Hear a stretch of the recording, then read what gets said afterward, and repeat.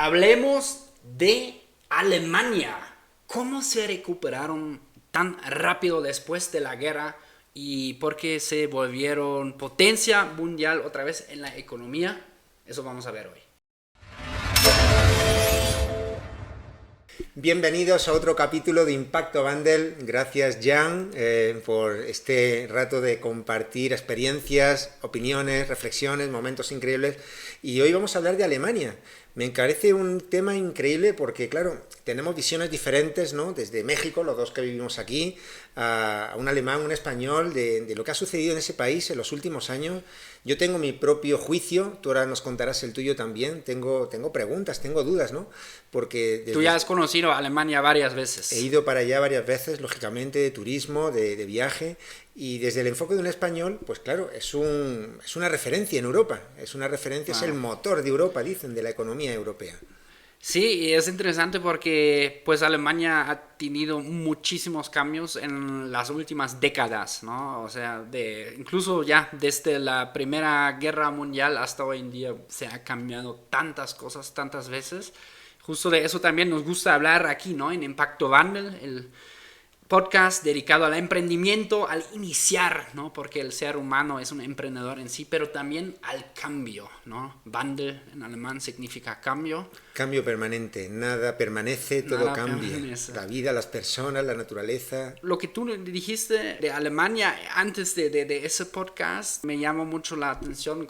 Comentaste como muchos mexicanos también me comentan algo parecido, que cuando ellos fueron a Alemania que vieron que todo fue muy, muy organizado.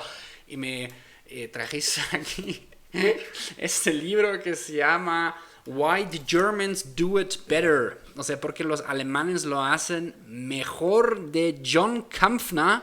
Excelente y provocativo, dice Sunday Times, sobre este libro. Provocativo seguramente porque, claro, en Alemania nos inculcaron de tener mucho cuidado, aunque todos los éxitos que tal vez alemanes o organizaciones alemanas han tenido en el mundo, de tener mucho cuidado con el orgullo, para que no nos volvamos locos otra vez. Ni se confunda el orgullo nacional de un país, la identidad de un país, con otra interpretación pues más controversial, por así decirlo, ¿no? Sí, pero eso es súper controversial en Alemania, todavía, ¿no? El tema de se puede ser orgulloso de ser alemán, tenemos como una culpa que heredamos, ¿no? De nuestros abuelos. Todo eso sigue actual todavía en Alemania. ¿Tú cómo viviste Alemania, que ahorita fuiste hace unas semanas ahí? ¿Qué viste? ¿Qué sentiste? Pues sí, efectivamente, estuve este verano por allí, un par de semanas de vacaciones, hacía años que no había ido. Recuerdo la primera vez que fui, fíjate, fue en el año 90 y el muro de Berlín había caído en el 89, ¿verdad? 89, el 9 de noviembre en el 89. Y estuve en la República Democrática Alemana, que era la parte que había estado bajo el control soviético, comunista, y era muy diferente a la República Federal Alemana. La alemana capitalista, ¿no? La alemana capitalista, ¿no? Que se la habían en su momento repartido entre Francia, Reino Unido y Estados Unidos. Correcto. Que era un país libre. Que tenía la capital en Bonn, ¿verdad? Sí, en Bonn, en una Bonn. Ciudad chiquita. Entonces, curiosidad, ¿no? Que una ciudad sí, chiquita sí. como Bonn era... Ahí pusieron la capital. Y me llamó la atención en aquel tiempo Dresden, que era la Florencia del norte, la llamaban, que había quedado arrasada en la Segunda Guerra, sí, y que todavía estaba en reconstrucción. Me llamó la atención un montón de edificios públicos, monumentos que estaban tal. En muchos países del Pacto de Varsovia, sí, ¿no? Polonia incluido, o sea, hasta los años 90 no hubo mucha reconstrucción. No pues hubo. En Alemania del Este lo mismo. La gran reconstrucción empezó... En la reunificación. En la reunificación casi 45 años después del fin de la Segunda Guerra Mundial. Empezaron en la Alemania del Este, después de la reunificación, a reconstruir las ciudades, ¿no? Que todos quedaron arrasadas. Arrasadas. También, o sea, Berlín también arrasadísima. Mi ciudad natal, mi abuela siempre contaba una historia. Mi abuela quedó tripiada por toda la vida con la guerra, ¿no? Como tú también has tenido antepasados que vivieron la guerra. Mis abuelos, la guerra española. civil española, aquello fue una salvajada y lo vivieron en primera persona mis Y me abuelos. imagino que también deja algo eso a las personas, ¿no? Y Definitivamente forja su carácter y se traslada a generaciones posteriores. Porque fue un trauma colectivo, básicamente, ¿no? Bueno, para una guerra es un trauma colectivo. Y ella siempre me contaba la historia de que en algún momento de la guerra, ella y su hermana salieron con bicicleta para conseguir pan, ya en el 45. Ella tenía en el 45 18 años, mi abuelita. Y de repente empezaron las luchas. Dice siempre que el cielo estaba rojo cuando llegó a la casa. O sea, básicamente mi abuela crecía en una periferia de Bielefeld, que es mi ciudad natal, y el centro de Bielefeld, como siempre ha sido mi ciudad, también un centro de muchas empresas, de la industria, mucha producción ahí, también ha sido arrasado. Increíble. Básicamente así casi todas las Grandes ciudades fueron arrasadas. Vi una foto de Colonia, que estuve allí visitando en este último viaje. Había empezado con Dresden, porque estuve la primera vez que fui en esa zona, después ya conocí Berlín, Frankfurt, Múnich, pero bueno, hasta el último viaje que he hecho estas 2 últimas semanas, he conocido una Alemania totalmente diferente.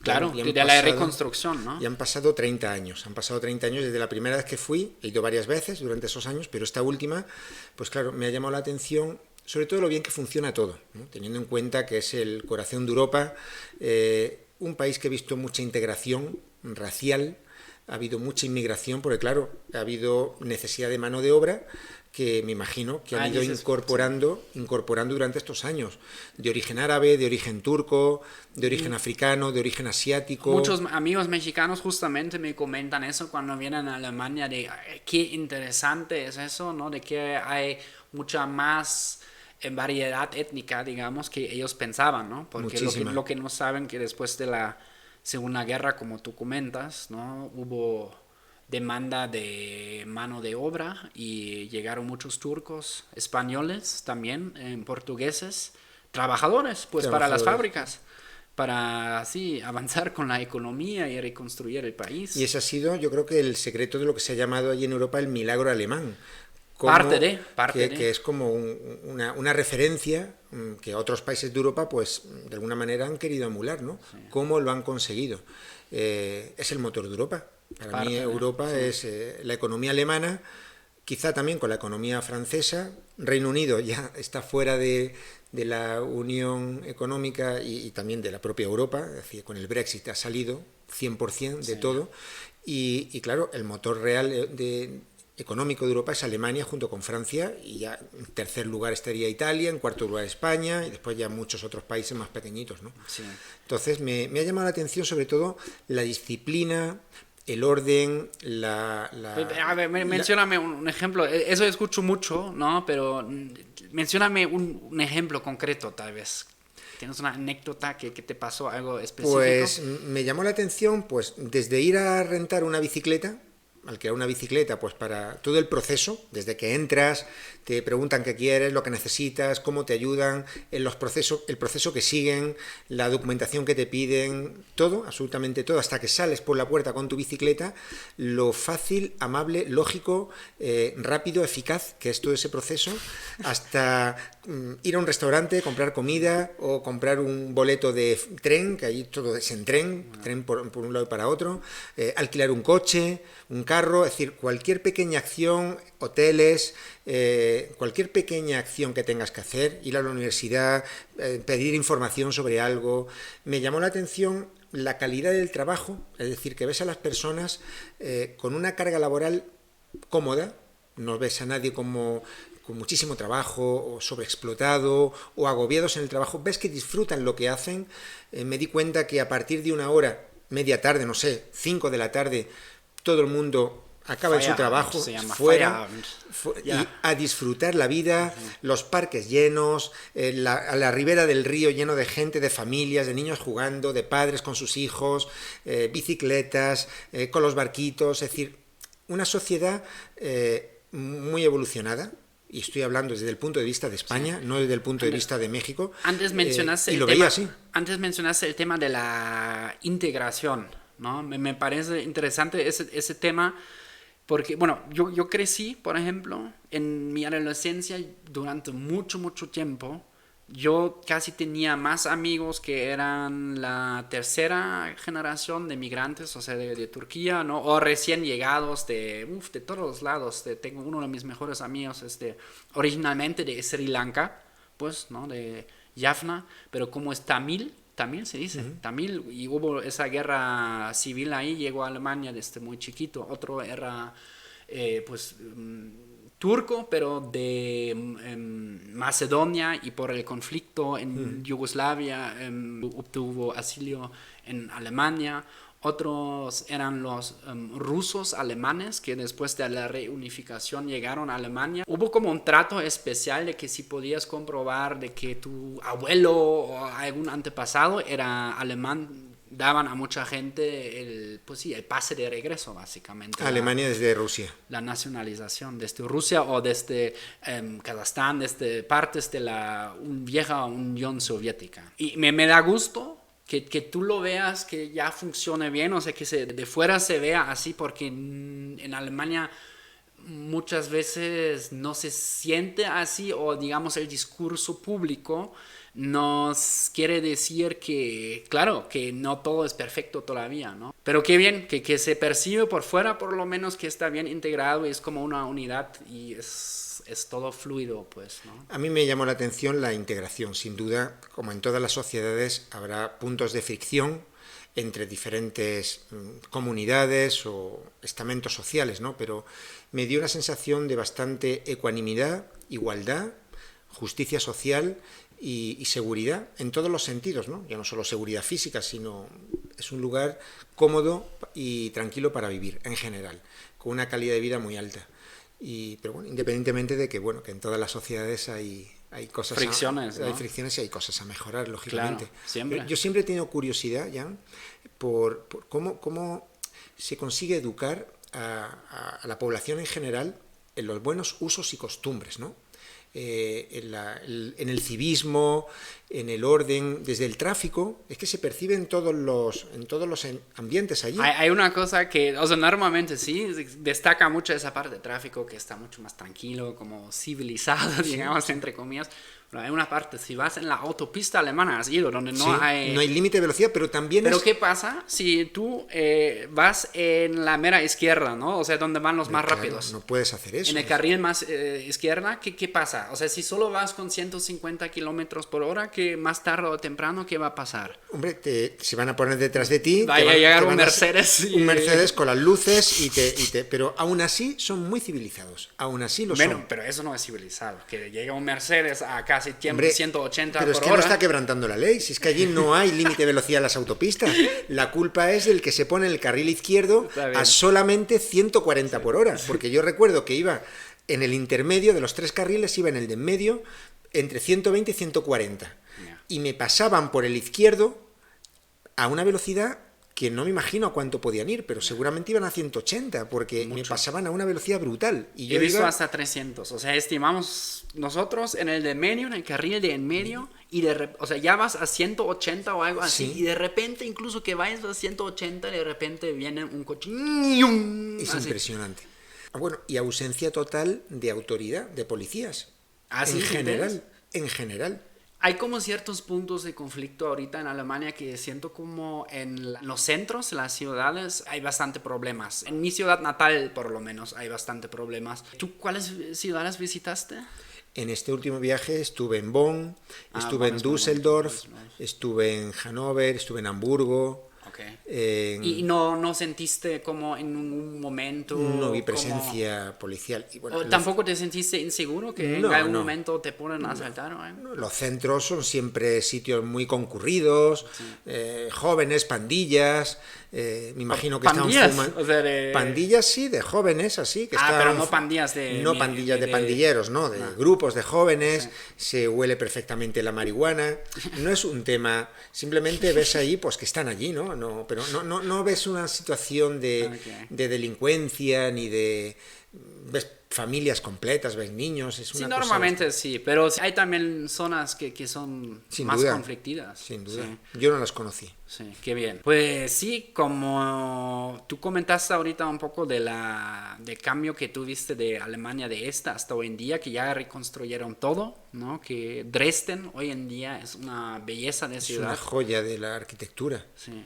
Creo recordar que acabaron de reconstruir no hace mucho la Catedral de Dresden, que era una joya auténtica. ¿Cuál es? Hicieron pues una especie de Sí. reconstrucción Sí. virtual, un modelo digital para hacerla exactamente igual. Una cosa que me llamó la atención es que muchos centros históricos de Alemania, que tú los ves como centros históricos medievales, con las casitas, No, las es todo, callejuelas, la mayoría está reconstruido. todo está reconstruido. Sí. Es increíble y parece que tiene cientos de años o 1000 años. Sí. Me llamó eso muchísimo la atención, ¿no? La capacidad de reconstruir, de hacer, de buen hacer sobre todo, ¿no? Como todo muy meticuloso, muy profesional, cualquiera que fuera el puesto de trabajo que tiene cada uno. Me llamó la atención desde el que te vende en un puesto de la calle una curry, ¿cómo se llama las salchichas con curry? Currywurst. Una currywurst o el que te alquila algo o el que entras en una tienda, cómo te tratan de ayudar, es decir, en fin, que me llamó la atención un poquito todo eso. Ok. Pues me gustaría hablar contigo un poco más sobre los cambios, pero también hablamos un poco ya después de la Segunda Guerra Mundial. Causa también mucha curiosidad a la gente de antes de la Segunda Guerra Mundial, qué pasó, ¿no? Sobre todo entre la primera y la segunda, porque sí, claro. La primera llevó a la segunda. Pues como Alemania existe desde 1871, hubo como una reunificación entre Prusia y varios otros estados donde, bueno, pequeñitos, pero todos hablaban alemán y había como una cultura como en conjunto. También dato interesante todo eso de la idea de una nación y de que nosotros existimos como colectivo, eso en Europa nació después de la Revolución Francesa, básicamente. En Alemania se forjó esto después de Napoleón, básicamente. Sí. Llega Napoleón a Europa, somete básicamente a toda Europa, y ya vieron como el auge de esos pensamientos de una nación, de la Revolución Francesa, y empieza esa ideología, de la identidad nacional. Sí, la identidad nacional empieza a también infectar a otras mentes, ¿no? En otros países, y de repente ya había como la idea de, somos una nación porque tenemos como una identidad en conjunto, tenemos una historia en conjunto, vivimos cosas juntos, ¿no? Y por eso somos una comunidad. Eso antes no existía. No. Eso me llama la atención, viéndolo también, ya que vivimos en México, el enfoque americano con el enfoque europeo de ese sentido identitario, porque eso que comentas de Alemania también pasó en otros países de Europa, aunque es un continente muy antiguo, sí, con muchos siglos de historia, sí, pero los países actuales como identidad nacional han sido relativamente nuevos. Sí, sí, Italia, es un pensamiento... Italia era también un montón de reinos pequeños y de pequeñas regiones, ¿no?, separadas, hasta formar un país. España también era reinos sueltos, que todavía tenemos problemas identitarios serios, claro, como país, los vascos, y los diferentes catalanes, regiones que hablan lenguas diferentes, con orígenes diferentes, los gallegos, unidos por una monarquía parlamentaria, pero que España, si podemos decir, cuando fue el primer día del país como lo conocemos hoy, quizá fue cuando los reyes católicos reconquistaron Granada. Bueno, eso luego en la narrativa, pero en ese entonces es muy poco probable que la gente dijo, somos españoles y les vamos a romper la mano. Eran castellanos, árabes de Al-Ándalus, aragoneses. La ideología de, hablamos el mismo idioma y por eso somos uno, o sea, no les interesaba mucho esa parte. Era un conjunto de reinos con sus identidades, sus historias. Sí. Reino Unido, es la misma película, sí, Reino Unido. No sé si los países escandinavos quizás sí, pero bueno, son pequeños de población. Sí. Pero muy interesante cómo, comparado con América, yo envidio que países de un continente, del nuevo continente, como se llamó, el nuevo continente América, pues que tengan ese sentido identitario, de identidad nacional, tan sólido y tan maduro. Estados Unidos, México, en Brasil, Argentina, Colombia, por decir algunos, ¿no? Sí. Pues los veo con un sentido identitario sin esas tensiones regionales, nacionalistas, separatistas que sí hay en Europa en diferentes regiones, Claro. desde Córcega, Cerdeña, la Liga Norte en Italia, en algunas regiones de Alemania, en Francia también algunas regiones, Baviera en Alemania. Baviera en Alemania, es decir, en España ya los conocemos, es decir, que envidio un poquito de América ese sentimiento de identidad nacional para ser países supuestamente más nuevos que los de Europa, ¿no? Claro, pero también para mí es lógico, ¿no? Siento como en Europa ha habido como un tipo de catarsis después, ¿no? De la gran catástrofe, que en España podría también ser como el fascismo en sí, ¿no? En Alemania también la Segunda Guerra Mundial, de que fue una ideología que fue llevado a un extremo y claro, después la gente se distanció de cierta manera, ¿no? Y ahora tiene como más miedo, ¿no? Identificarse porque sabe que puede conllevar, ¿no? Puede llevar a un extremo donde sí, como es como un pensamiento de supremacía, básicamente, ¿no? De que nosotros somos mejores porque tenemos tal identidad o tal rasgo, tal cultura, etc. Yo no me imagino en Alemania, ni en España tampoco, un día como es aquí el grito en México. Ah, no, hoy en día ya no, porque está mal visto. Pues. O el Día de la Independencia en Estados Unidos, el 4 de julio, donde todo el país sale a la calle con las banderas. Eso es impensable. O sea, solo cuando juega la selección realmente. Solo cuando juega y gana la selección, pero si no juega y no gana y hay un evento así deportivo masivo, yo creo que la primera vez que vi en España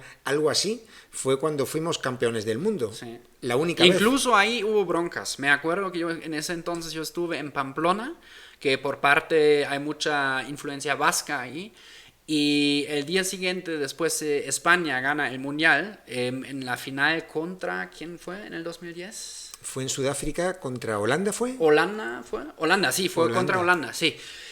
Y España gana, yo estoy ahí en Pamplona, ¿no? Con influencia vasca, y el día siguiente en los Sanfermines vamos a la Plaza de los Toros, donde acaba el encierro, ¿no? O sea, la corrida con los toros. Y había varias peleas en el estadio porque gente se atrevió en una playera de España a llegar ahí a la Plaza de Toros y había ultranacionalistas vascos que no les latió que gente llegara con la playera de España. Pero bueno, eso es una discusión eterna en España, ¿no? Y igual creo que ahí podemos hablar de eso en otro podcast todavía.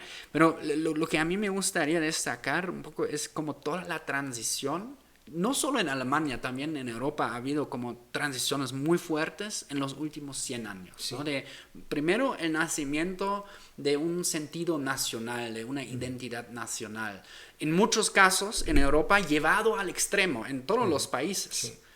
Llega la Primera Guerra Mundial, que fue el primer clash realmente en el tiempo de la industrialización de los superpoderes en el mundo. Alemania de cierta manera pierde, Rusia también de hecho pierde, pero a Alemania les metieron ¿qué era? El Trato de Versalles, ¿no? Sí, el Trato de Versalles. El Trato de Versalles. A devolver deuda, a pagar grandes penalidades. Sí. Y claro, y llega en el 29, ¿no? Muchos años después todavía, o sea, Alemania ya estaba jodido básicamente por ese tema. Y llegan los años 20 y las dificultades financieras. Alemania después de la Primera Guerra Mundial se volvió una república democrática, ¿no? Y la República de Weimar del 1918 básicamente al 1933, hasta cuando los nazis tumbaron la democracia. Pero llegaron al poder en unas elecciones democráticas, ¿no? Sí, en la República. Sí, no, porque, bueno, en Alemania, ¿no? Como ya dijimos, pierde la Primera Guerra Mundial, tenemos que pagar muchas reparaciones y la ultraderecha dice, eso es una humillación de nuestro pueblo, así lo vendieron. Además, llega la crisis económica del 29, ¿no? Con el crash en los Estados Unidos, con el crash bursátil, paro en masa, y claro, todavía más precariedad y más comida, digamos, o más fuego, más gasolina para los populistas, tanto Totalmente. la izquierda como la derecha.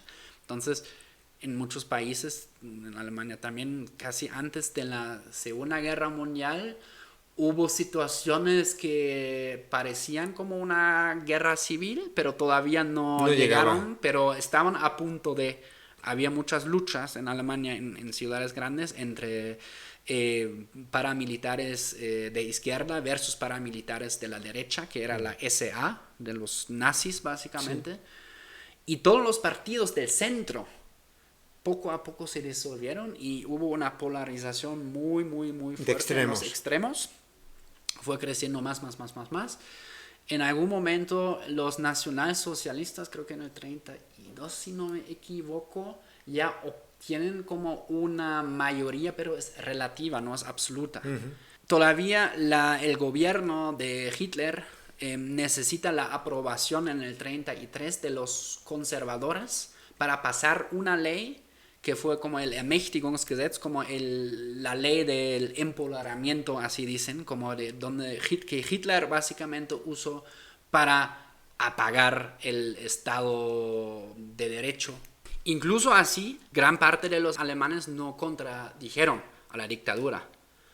Y eso fue como una base en el discurso. Una legitimización, ¿no? Legitimaron un poco lo que estaba haciendo Hitler al principio. Se callaron y los nazis empezaron primero a eliminar paso a paso los oponentes políticos. O sea, crearon los campos de concentración y justamente después todavía no fueron como la fabricación mortal en masas de asesinatos como lo vimos después en el Holocausto, pero ya empezaron a crear los campos de concentración para los socialistas, socialdemócratas, y eso empezó, personas de la iglesia que se opusieron, pues. Y eso empezó desde el 33, sí, escalando hasta el 40 que empezó la guerra. ¿Cómo esos en el 39. Años? 39, sí. ¿Cómo fueron esos años desde que llegaron al poder en el 32-33, ¿no? Hasta el 39? Durante esos 6 años fueron poco a poco aumentando aumentando el fuego, básicamente, el movimiento nazi. Hasta legitimar la guerra. Ajá, justo. No, empezaron en el 30... cada vez más represalias contra los judíos, otras minorías étnicas también en Alemania.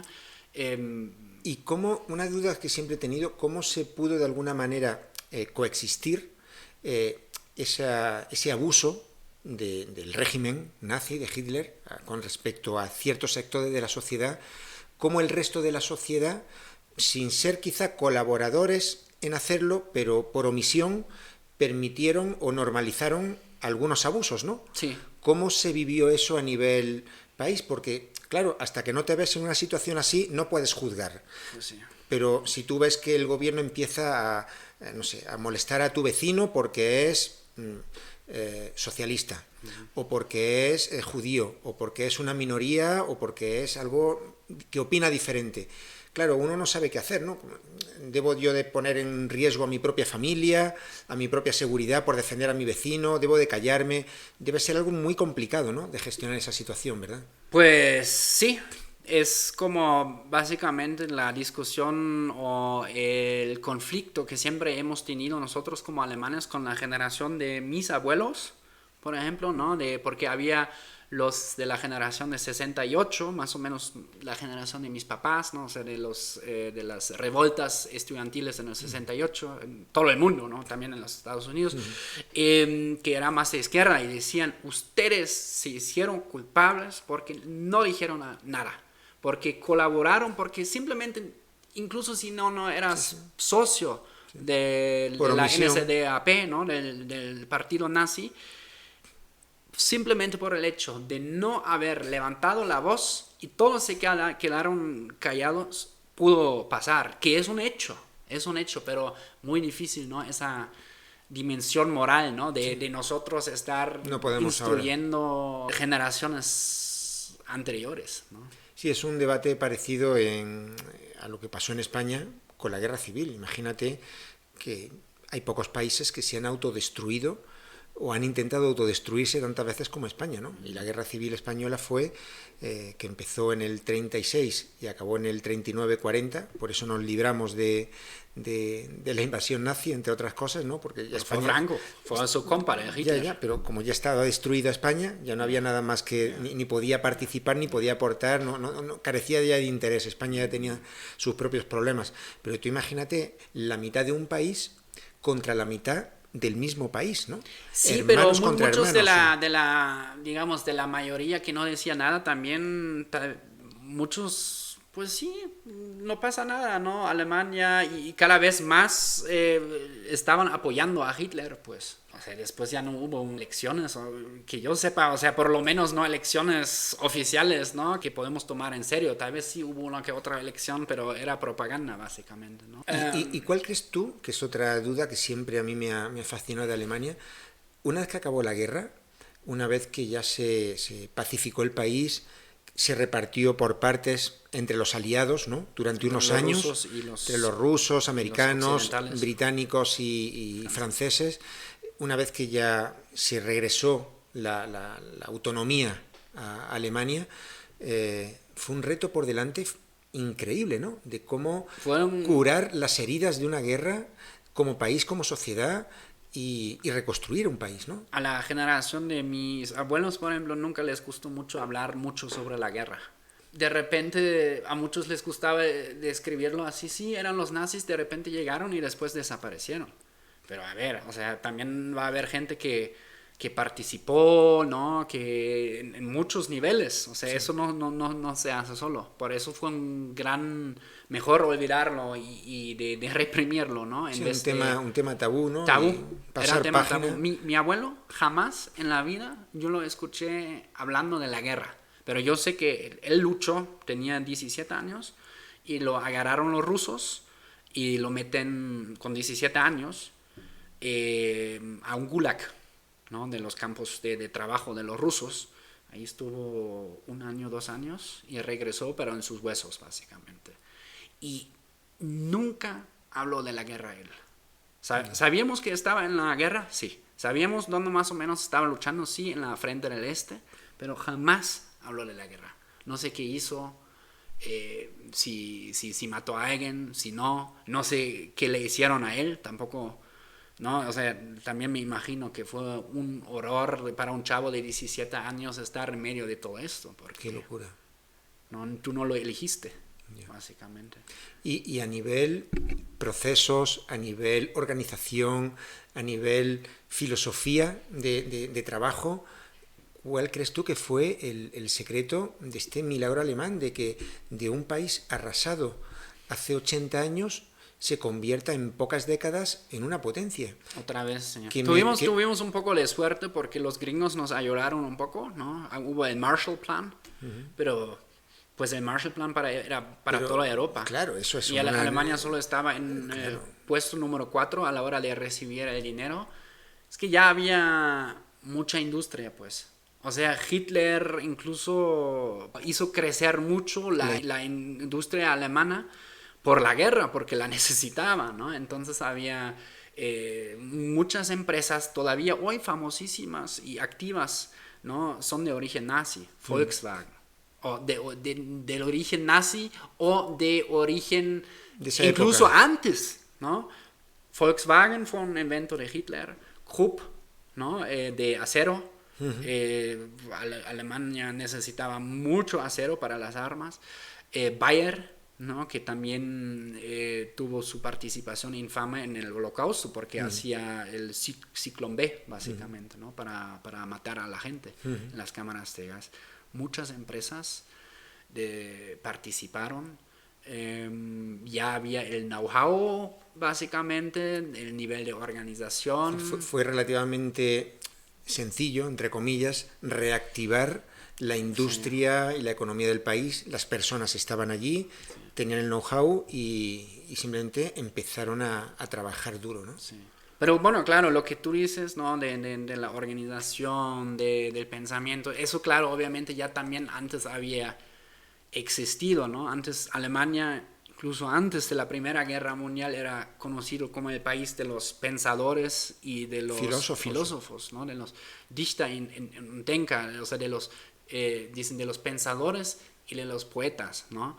Pero incluso así, qué loco, ¿no? Que incluso una nación así... De culta, con un pensamiento tan elevado... Se supone, por algo tan barbárico como el nacionalsocialismo, se dejaron como... Influir o dogmatizar. Seducir, dogmatizar. Ahora que dices de filósofos, en la Universidad de Bonn, que estuve hace 2 semanas, no sabía que allí estudió Nietzsche, el filósofo Nietzsche, y Marx también. Ah, Marx, también, Marx también, en Bonn. ¿También gran filósofo Marx o quién prefieres tú? Sí, prefiero Nietzsche, un poquito más. Sí, ok. Sí, pero pues sí. No sé por qué será. Hay muchas teorías. Una es como del idioma. No sé qué dice ese libro. ¿Por qué es eso? Que los alemanes, digamos, siempre han tenido por lo menos un sello, ¿no? Que han puesto... de calidad, ¿no? De garantía de eficiencia, de calidad, de eficacia. Bueno, en lo económico, ¿no? Pero también en lo poético y filosófico hemos contribuido, por lo menos, ¿no? Muchísimo. ¿Qué dirías tú? ¿Dónde verías tú que podría ser una clave? Porque a mí, o sea, incluso los de la mera izquierda en Alemania, ahora me ya intentarían callar, porque dicen, eso no está bien, eso es muy supremacia alemana, lo que yo estoy... Pero yo creo que debemos, sí, te entiendo, que debemos separar un poco del tema emocional. Aquí no estamos hablando ni de emociones, ni de supremacía, ni de raza, ni de ideología. Estamos hablando de una realidad, que es una sociedad que, bajo mi juicio, tiene unos mecanismos que la hacen funcionar muy bien. En cuestiones de servicios sociales. En cuestiones de servicios sociales, de servicios públicos, de educación, de transporte, de seguridad, de justicia social, de que no haya bolsas de pobreza, de que haya igualdad, de todo lo que aspira cualquier sociedad. Y eso no tiene nada que ver ni con ideología, ni con raza, ni con religión, ni con nada. Porque allí hay una gran mezcla social y racial. Creo que hay... Hoy en día, en algún sitio leí que había entre 8 y 10 millones de origen turco, imagínate. Sí. Asiáticos, muchísimos. De origen español, que también fueron allí, emigrantes trabajadores, también los hay. De origen africano, también me llamó la atención, muchísimos africanos. Cuando a veces comemos aquí en un restaurante español, con los jamones que normalmente, ¿qué digo cuando vienen con los jamones? Que te gusta mucho o qué, que no como puerco. Ah, que no comes cerdo, sí. Y pues eso es un relicto de mis amigos turcos. Claro. Que me dejaron. Bueno. Que no comen cerdo, comen cordero. Pues sí, como los musulmanes. Yo pasaba mucho tiempo con musulmanes. Los kebabs son de ternera, de cordero y de pollo. También han dejado su huella ahí. También. En fin, que dejando de lado un poco el tema más controvertido y lo que pasó allí y tal, es una realidad que en Alemania las cosas funcionan. Todo es mejorable, evidentemente, en todos sitios cuecen habas, como se dice en un refrán español, pero los hechos son incontestables, están ahí. Cómo va la economía alemana a pesar de la dependencia del gas ruso, a pesar de la recesión que dicen que va a haber, a pesar de la inflación, a pesar de todo eso, Alemania tiene un poder económico brutal, esa es la realidad. Y cuando vas allí entiendes por qué. Entonces, en ese sentido, yo creo que tenemos mucho que aprender. Y yo lo digo desde el punto de vista de la Europa mediterránea, de la Europa latina. Incluso ahí también mucha gente que tal vez no está viendo piensa que entre España y Alemania hay muchas similitudes, sí hay algunas, pero en Europa son mundos, pues, ¿no? Son mundos totalmente diferentes. Con mucha poca distancia, en lo que aquí recorres desde Cancún a Tijuana, en Europa vas desde Irlanda hasta Rumanía o Bulgaria, pero son culturas anglosajonas por un lado, francos por otro, los visigodos en España por otro, los ostrogodos en Italia por otro, es decir, son culturas muy diferentes, la Europa mediterránea, latina, de la Europa atlántica o anglosajona, ¿no? Okay. Que yo creo que todos pues tenemos mucho que aprender, igual que los alemanes también. Uno del otro, ¿no? Yo siento, porque en Alemania un gran tema es como la vitalidad, Diego, ¿no? Que los alemanes Hay mucho problema de ansiedad, de que las personas se sienten como inseguros, aunque haya trabajo, ¿no? Que mucha gente siente que no puede descansar bien, que no puede disfrutar bien, y eso envidiamos mucho, por ejemplo, de los españoles, ¿no? Ese estilo de vida. La dolce vita, ¿no? La dolce vita, sí, el dolce far niente, ¿no? Como dicen en Italia. Pues sí, efectivamente, para Alemania, España es como, pues como México para los gringos, ¿no? Es un sitio de vacaciones, de buen clima, de descanso, de ocio, de paz, de tranquilidad. Es decir, para ellos es un bien merecido descanso, lógicamente, pero bueno, yo creo que igual que en España, en el sur de España principalmente, carecemos de un tejido industrial. Sí.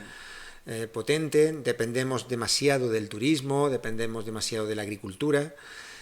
Alemania pues tiene un poderío industrial y tecnológico pues que compensa al final. Siendo como hay una clave tal vez, ¿no? En la estructura de la economía alemana, que muchos trabajos pues sí son de alto know-how, como dicen, de sí. Conocimiento, pues, ¿no? O sea, no todos los trabajos, que pero generan mucho valor añadido, muy sí, tecnológicos, relacionados pues. Con la industria, con la tecnología, con las finanzas, con los seguros, es decir, son auténticos empresas de máquinas de crear dinero, de crear valor. Y ese nivel económico, ese poder adquisitivo, se percibe en la sociedad y en la calle. Es que eso justamente fue después de la Segunda Guerra Mundial que se crecieron todavía más. Como las empresas en Alemania los llamamos los hidden champions en inglés, incluso también muy alemán de poner sí, cosas de repente en inglés, pero para un fenómeno en alemán, como los campeones escondidos, es decir, como hay docenas de miles de empresas en Alemania que son líder mundial, pero en una cosa muy específica, como por ejemplo de crear un ventil para tal máquina en tal nicho, y para esto no únicos. Se dedican a otra cosa, a eso pues, ¿no? Y de esto hay un montón en Alemania, incluso en mi pueblo. Sí. Ni sé qué están haciendo en esa empresa, pero es grandísima y son líder mundial en un nicho industrial muy específico. Fascinante lo que lleva a la especialización, ¿verdad? Sí. A la especialización y la excelencia. Hay países más generalistas y hay países más especializados, ¿no? Sí. Ese fenómeno alemán es interesante porque efectivamente a nivel industria tienen una cantidad de componentes y de fabricación de máquinas que hasta donde yo veo no existen en otros países. Sí, bueno, en muy pocos tal vez, ¿no? En Corea países. del Sur podría ser. Bueno, Japón también. Japón. En Francia, en el norte de Italia, si pasa eso. Sí. El norte de Italia es Alemania, prácticamente. Sí. Es que también eso es impresionante. Austria, cuando hablas igual. Con italianos, ¿no? Como ellos perciben la diferencia entre el norte de Italia y el sur. Eso sí que son casi dos países, ¿eh? Sí. Porque el norte de Italia es un nivel pues equivalente a Alemania sí. O incluso superior. Sí. Todo Milán, todo el Véneto, toda esa zona es impresionante. Sin embargo, el sur de Italia pues es parecido al sur de España, parece más el norte de África que el sur de Europa, ¿no? Sí, en muchos aspectos.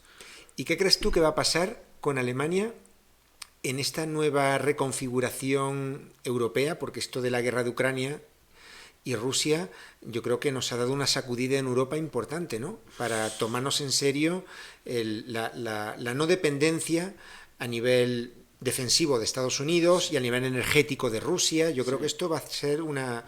Va a ser muy interesante. También lo que vemos ahora, como en todas las ciudades del mundo, hay como siento ahora un poco el clash de las ideologías, ¿no? Uh-huh. Tenemos como ideologías identitarias, ¿no? Incluso del lado de la izquierda con el interseccionalismo.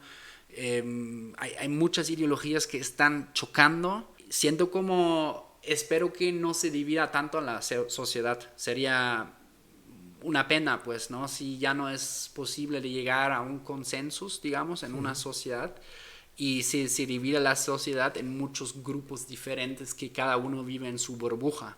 Y me preguntaste qué onda ahora con Rusia y todo eso, porque eso es también una parte que puede pasar, porque en esa guerra donde están tantos intereses involucrados, también ahora hay más presión de por fuera, de que, por ejemplo, poder de los medios rusos de comunicación, de como RT, ¿no? Con los alternative facts, ¿no? Como dicen, los datos alternativos, etcétera, contribuyen de que también en Alemania cada vez más la gente se está peleando por ideologías, ¿no?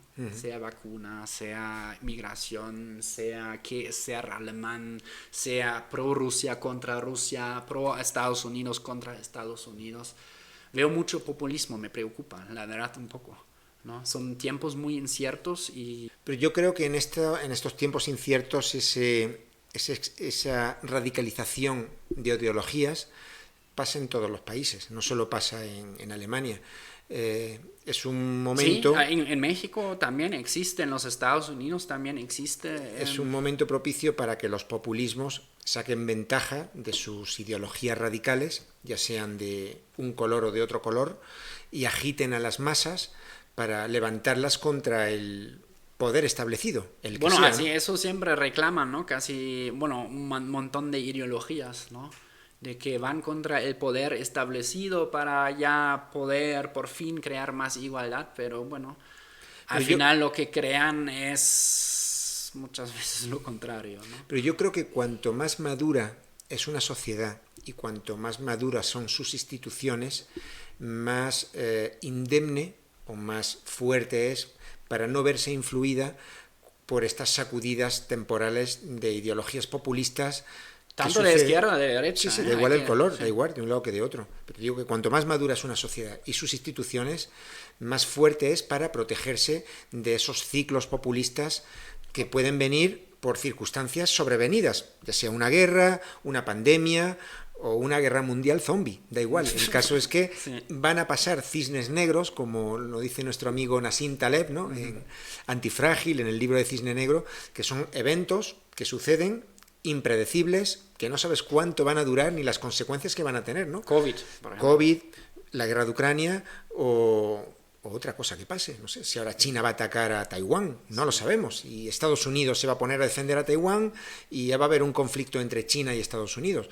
No lo sabemos. Pero yo creo que los países fuertes, los países maduros, tienen mecanismos sociales para que estos populismos radicales no les afecten demasiado. Sí, deberían tener esto, ¿no? Instalado en sus instituciones, en la separación de poderes, de que no es tan fácil, pues, de que una ideología dogmatice, pues, ¿no? Los diferentes mecanismos del Estado. Pero... La clave es, yo creo que es la educación de las personas. Cuanto pero ahí más ya empieza educados también, ¿no? están... Ahí también ya empieza una... Sí, pues empiezan a dogmatizar desde la base, desde la educación, desde los niños, ¿no? Pero yo creo que cuanto más sea la educación, pues, igualitaria, justa, veraz, pues mejores individuos con su propio criterio podremos forjar, ¿no? Para que sean menos manipulables, por así decirlo. Justo eso creo que es un punto muy importante de que, y es genérico, tanto en Alemania como en México como en España, que creo que en la educación deberíamos enfocarnos más en enseñar a la gente de cómo pensar y de cómo reflexionar pensamiento, de cómo reconocer tal vez también ciertas ideologías, porque todos tenemos ideologías, todos, tú y yo, o sea, nadie se puede liberar de esto, ¿no? Pero de por lo menos reflexionarlo en vez de dogmatizar y simplemente esperar que ellos lo reproduzcan. Pero incluso ahí viene la paradoja que incluso eso es una ideología, ¿sabes? ¿Me explico? Entonces, ¿dónde ponemos el fin de esto? Yo creo que esa es la responsabilidad del individuo. Al final tenemos muchos inputs, mucha información que nos llega, creencias, ideologías aprendidas de nuestros padres, de nuestra sociedad, de nuestros amigos, de nuestra infancia, de nuestra educación, y llega un momento en que tenemos la obligación como individuos libres de hacernos la gran pregunta. ¿Cuál es mi papel en todo esto? ¿Qué de cierto hay en lo que me han contado?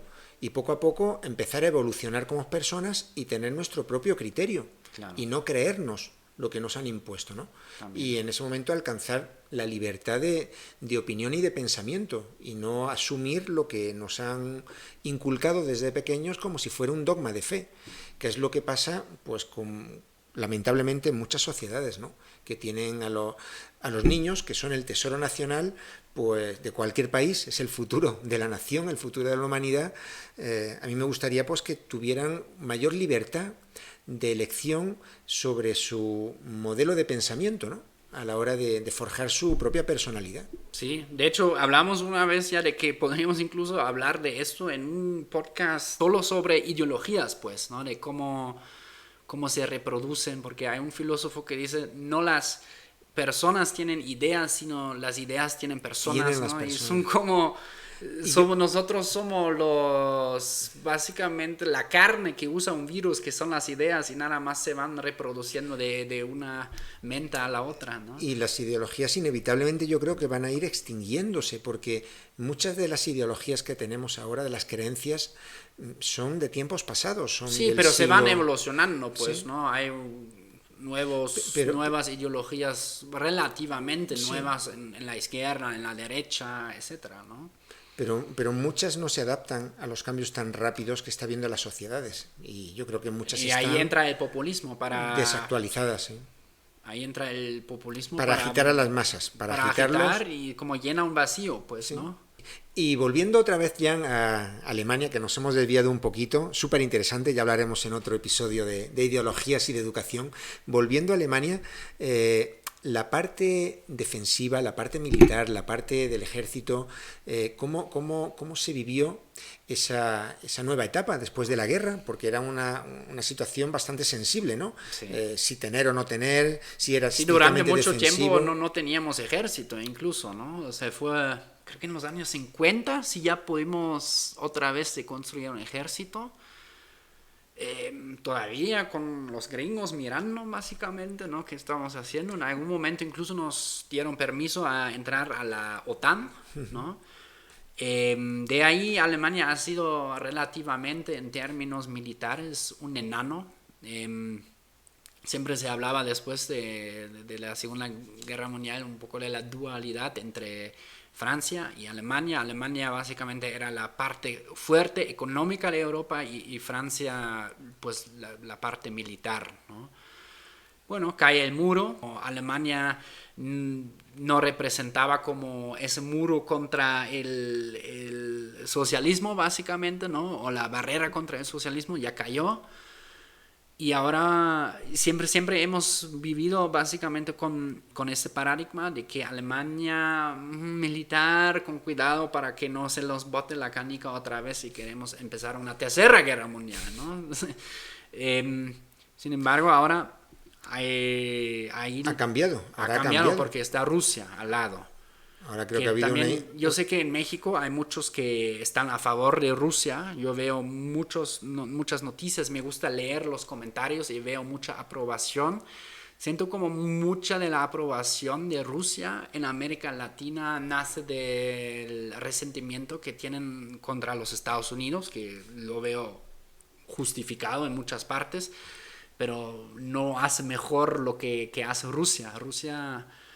pues en términos geopolíticos siempre ha tenido una historia bastante conflictiva con sus vecinos, naciones vecinas, culturas vecinas. De expansionismo, ¿no? De querer recuperar el imperio perdido. Imperialismo, no sé. También. Imperialismo. Así que ni son mejores ni peores que los Estados Unidos, es otra manera de imperialismo simplemente, sí. ¿No? Pues ahí está de repente esa amenaza. Por lo menos, bueno, nosotros los alemanes, la mayoría ni siquiera los percibe tanto como amenaza, pero ¿sabes cuáles estados realmente están muy tripeados con Rusia? ¿Sabes cuáles son? ¿Polonia? Sí. Estonia, Letonia, Lituania. Del Báltico. Todos los que estaban antes en el Pacto de Varsovia, que ahora ya no están, claro. Sí. Y que son de la OTAN. Desconfianza hacia Rusia. Y pues sí, básicamente desde la Segunda Guerra Mundial... Finlandia ahora también, también, y Suecia, que estaban fuera. Mucha desconfianza. Noruega. Entonces, de ahí de repente en Alemania, impensable antes, pero el gobierno alemán en los últimos meses decidió dar un presupuesto extra. Casi han duplicado el presupuesto en defensa, ¿no? Sus fuerzas militares de 100.000 millones de euros en infraestructura militar, en tecnología, armas, etcétera. Impresionante. Ojalá llegue el día en que no sean necesarios los ejércitos, ni armamento, ni nada relacionado con el asunto militar. Pero lamentablemente el Sapiens hasta ahora no ha demostrado que entienda otro lenguaje que no sea el de la disuasión. Si tú eres capaz de demostrar a tus vecinos que tienes el poder para neutralizar cualquier abuso o cualquier ataque, vas a proteger a tu país, a tu sociedad, a tu identidad de alguna manera, ¿no? Entonces, ojalá llegue el día, pero mientras ese día no llegue, encontrar un equilibrio mundial como el que ahora se está rehaciendo entre Estados Unidos, Rusia, China, OTAN, no OTAN, pues va a ser complicado. Y mientras tanto, pues sí, habrá que invertir en armamento, y Alemania ha sido la noticia de este año, ¿no? La cantidad de millones que va a invertir en tecnología militar. Antes imposible eso. Antes era imposible pensarlo. Porque antes incluso Polonia, tal vez países como Polonia habrían dicho, los alemanes otra vez, ¿no? Pero tanto miedo ahora a Rusia de que al parecer para los países de este Europa prefieren una Alemania súper fuerte, armada, porque pues ya saben que es muy improbable que vaya a surgir otra vez algo como el Tercer Reich, ¿no? Prefieren esto a la amenaza de ser sometidos por los rusos. Lo que está claro es que era hora de que Europa asumiera también su propia responsabilidad geopolítica en el mundo, a nivel defensivo. Hasta ahora hemos estado delegando la responsabilidad europea en Estados Unidos. Bueno, delegando y los Estados Unidos también medio encantados, ¿no? Porque claro, por donde se pueden meter se están metiéndoles. Claro, pero bueno, la OTAN es Estados Unidos y sus aliados. Sí. Entonces, yo creo que ya era hora de que Europa asumiera su responsabilidad, la responsabilidad que corresponde en este ecosistema planetario en el cual hay un poder en Estados Unidos, hay un poder en Rusia, un poder en Asia, y Europa, pues bueno, era un gigante económico, pero un enano político y militar, por así decirlo, a nivel influencia en el mundo. A ver si se arregla esto, ¿no? en el futuro. El problema también en Europa es que son muchos estados que se tienen que poner de acuerdo. Yo en ese sentido creo más en la Europa de las regiones que en la Europa de los países. Yo espero que con los años vayan diluyéndose realmente. Ya se han diluido las fronteras físicas. Sí, ya no hay fronteras. Pero yo espero que vayan diluyéndose las barreras mentales entre los estados, ¿vale? Y Europa pase a ser una comunidad de regiones, más que de países, de estados. Ojalá. Donde haya un poder central en Bruselas y las regiones, porque dentro de cada país hay regiones muy distintas, ¿no? Sí, entonces yo creo que progresivamente se van a diluir los estados, irán ganando peso las regiones. ¿Cómo podemos concluir nuestra reflexión de Alemania, que ha sido súper interesante y que da para muchos más episodios? Me he quedado fascinado en este último viaje. Tenía ganas de hacer esta reflexión contigo, aparte de la broma del libro ¿no? De los Germans, Why the Germans Do It Better. Desde mi primer viaje que hice hace 30 años a Alemania, al que he hecho ahora, he hecho varios en medio, pero quería hacer esa reflexión de cómo he visto el país de cambiado, cómo me ha fascinado el orden, la diligencia, la disciplina, el buen hacer y el buen funcionamiento de todo, la igualdad, la justicia social, la paz, la tranquilidad, el ocio, una sociedad armónica, justa, igualitaria. Me ha llamado la atención en general todo eso. Qué bien que lo veas así. Yo siento que todavía hay mucho trabajo que hacer en Alemania. Siento que vamos por buen camino. Una cosa que a veces es extraña para mí, la verdad, pero me dicen varios mexicanos que conocen Alemania, que dicen, oye, ¿y no te molesta esto de la multiculturalidad en Alemania? ¿No sientes que de cierta manera están invadiendo, no? Pues yo les digo, pues ¿qué quieres que les digan? Yo nunca lo conocí de otra manera, pues yo crecí así. Es riqueza, es riqueza para el país, es diversidad, es mano de obra, yo soy gran defensor de la pluralidad. O sea, de que sí tal vez hay como una idea clave, ¿no? Un ideal clave al que seguimos, que sería tal vez el respeto, ¿no?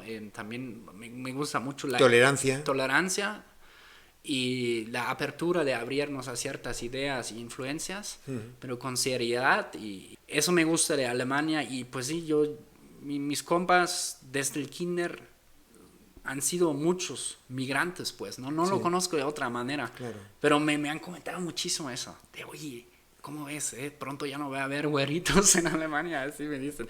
Pero bueno, claro, también si vas por las calles en Berlín y así, ¿no? Es muy multicultural.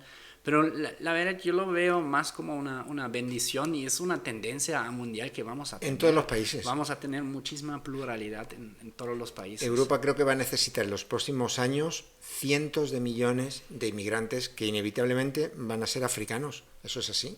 Si es que África va a superar los 1.500 millones de habitantes y Europa, la población necesita población. Europa necesita población que no tiene. Sí, claro. Pero ahí también, ¿no? Eso es otro tema muy, muy controversialmente discutido en Alemania, es qué tipo de migración, ¿no? Y qué es ético, qué no es ético. Migración en sí, pues sí, es un derecho humano, ¿no?